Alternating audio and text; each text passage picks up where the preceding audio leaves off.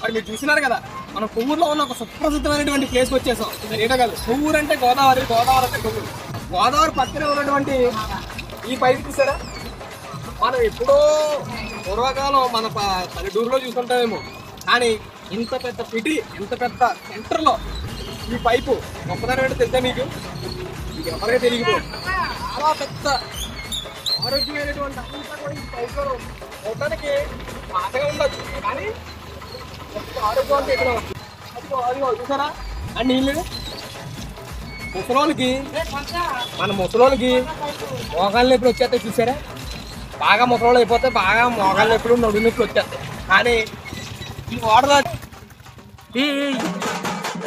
అయిందా, బాగా అయిందా? ప్రతిదానికి ఓవర్ ఎక్స్ప్రెషన్.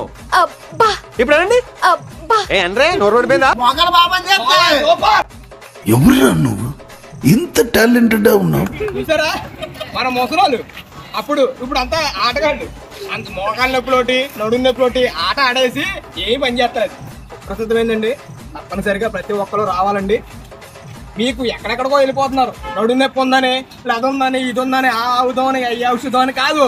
మీరు ఊరు రండి, కొట్టండి, తాగండి. ఏంటి నీళ్ళు నొప్పులు ఎక్కువ ఉన్నట్టున్నాయి, పోయినట్టు మరీ వచ్చారు, పట్టుకుంటారు ఓ బాటిల్ ఆటగా వచ్చేసి అన్నట్టు. దీనికి బాగా నొప్పులు ఉన్నట్టున్నాయి, నడు నొప్పి ఉంది, మొగల నొప్పులు ఉన్నాయి, అన్ని నొప్పులు ఉన్నట్టున్నాయి. 2 బాటిల్ పట్టారు ఆయన.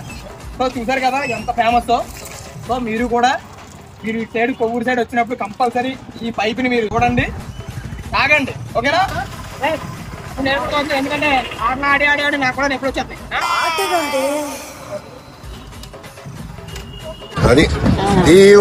Super super friends.